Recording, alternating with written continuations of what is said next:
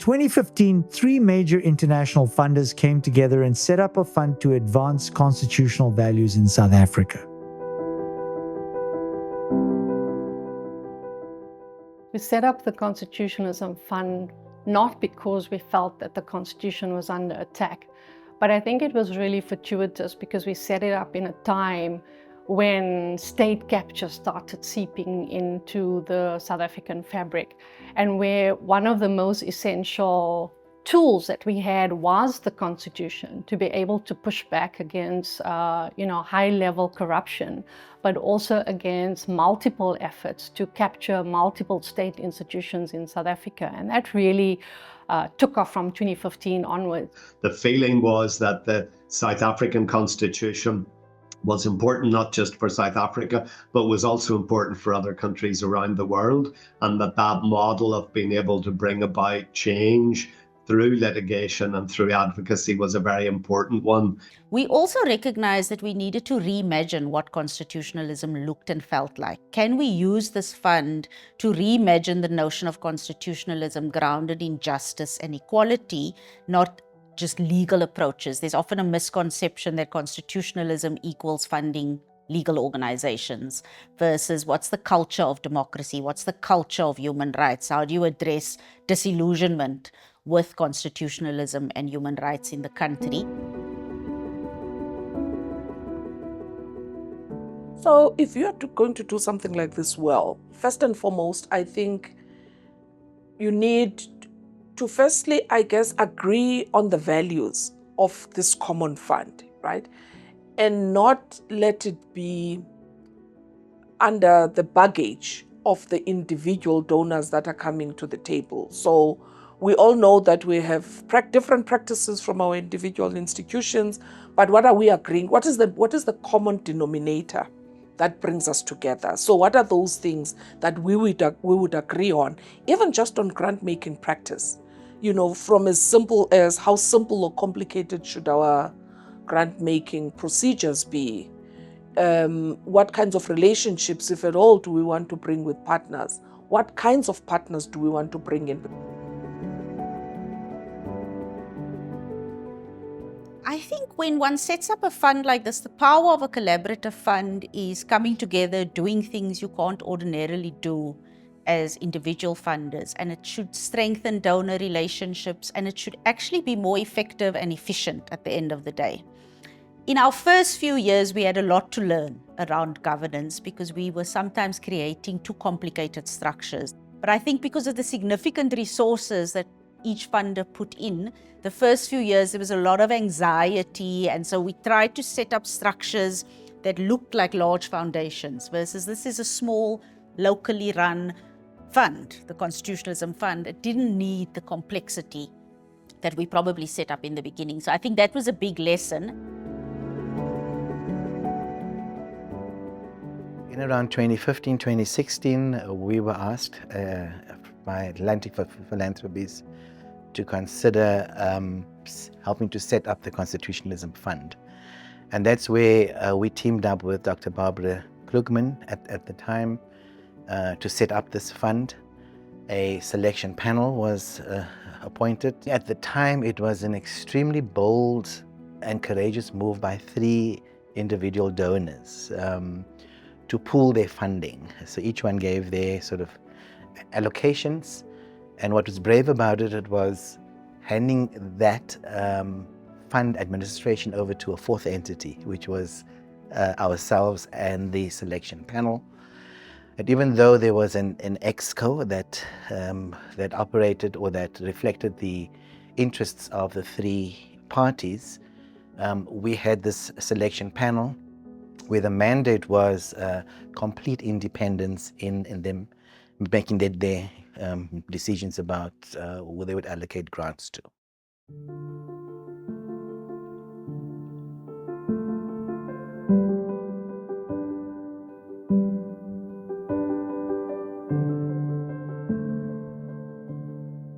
And so one of the things we insisted on was that the selection panel would have to be South African, and that the chair of the Constitutionalism Fund would have to be South African, would have to reflect what we wanted the fund to express as a value, which was about transformation.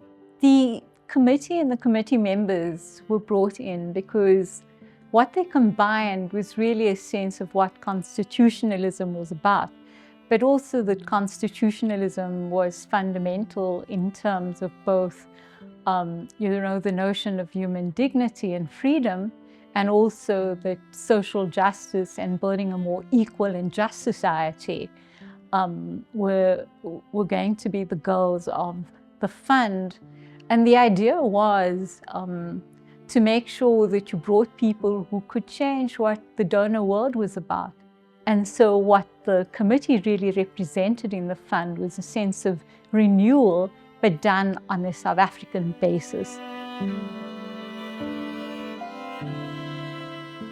It wasn't easy to bring 3 donor agencies together, each one with their own systems and processes and templates and emphasis.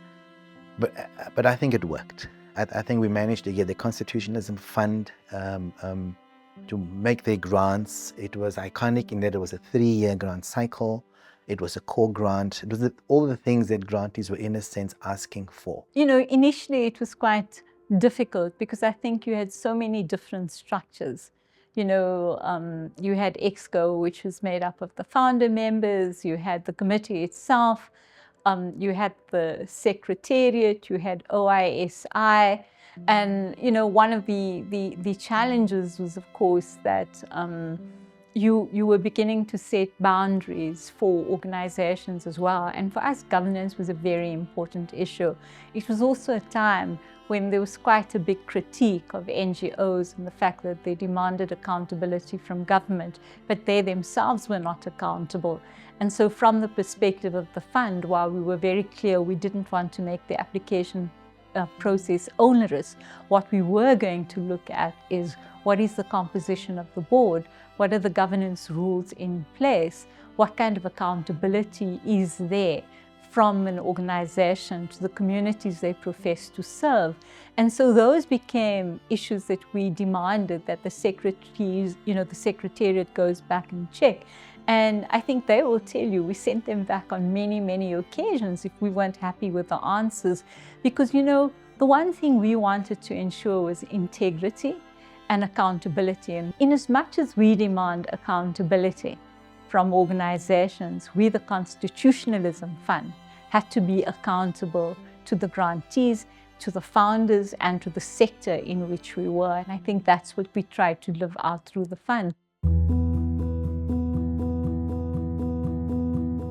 The first round was a closed round of funding, and that was based on the 3 donors' conversations about groups that they had already vetted and that they had already been funding historically, which didn't require a lengthy process then of due diligence, for example. So it wasn't that they were special or that they were the best NGOs in the country. It was just a matter of convenience, and it was a matter of groups that had already been vetted, that aligned with the 3 different donors' understanding of what constitutionalism would involve.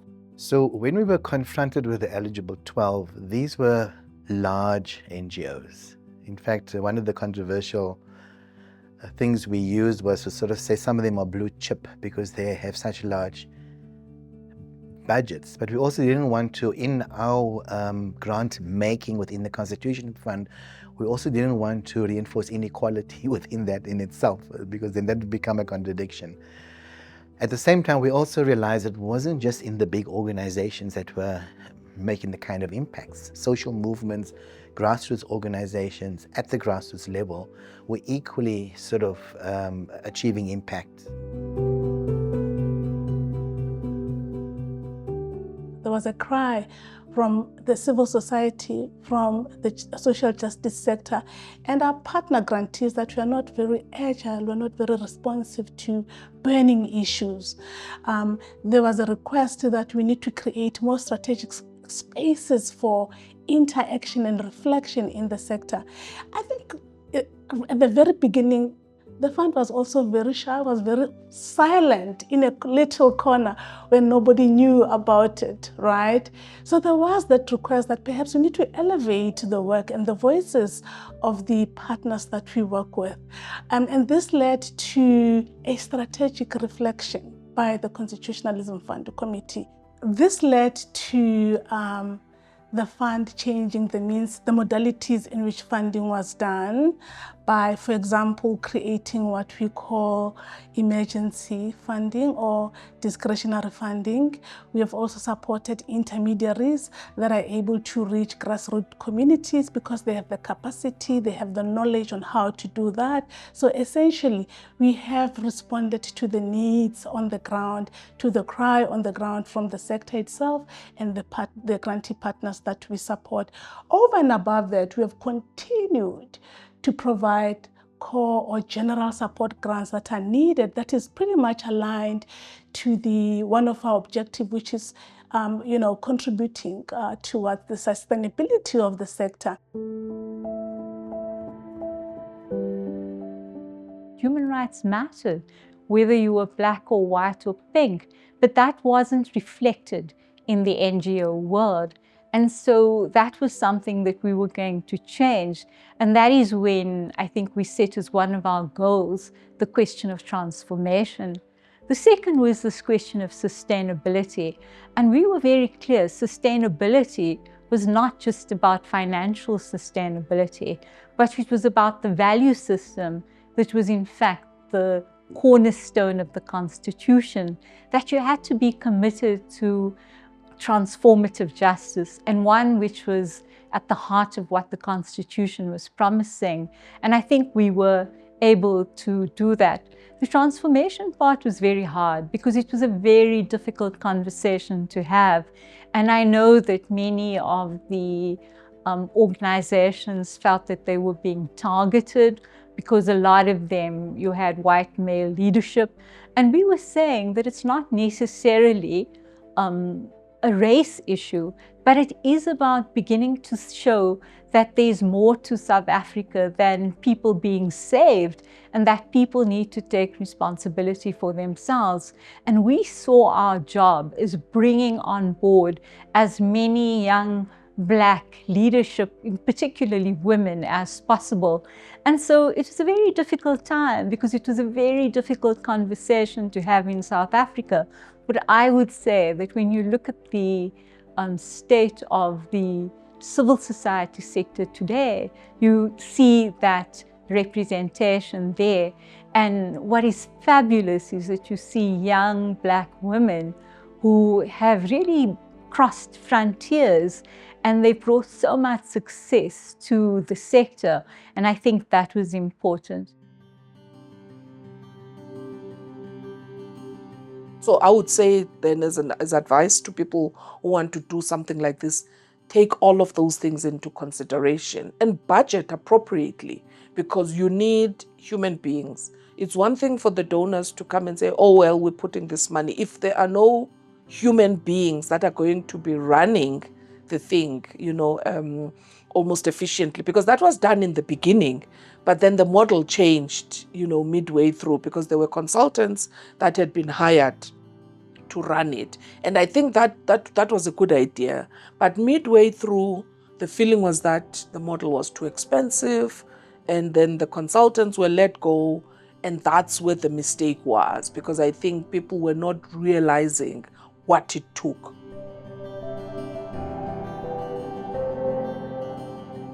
Thinking about what does sustainability of the sector look like? How do we invest in the sector and do grant making that was a bit more innovative, that could have invested, where you could have given people lump sums upfront for them to save, build reserves, think about their own sustainability.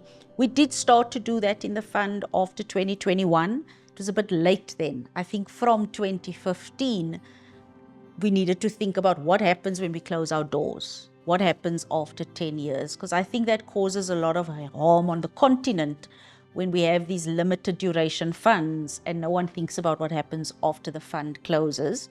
We also create cultures of dependence when we just funding people in the way we fund people without thinking about alternative resourcing mechanisms.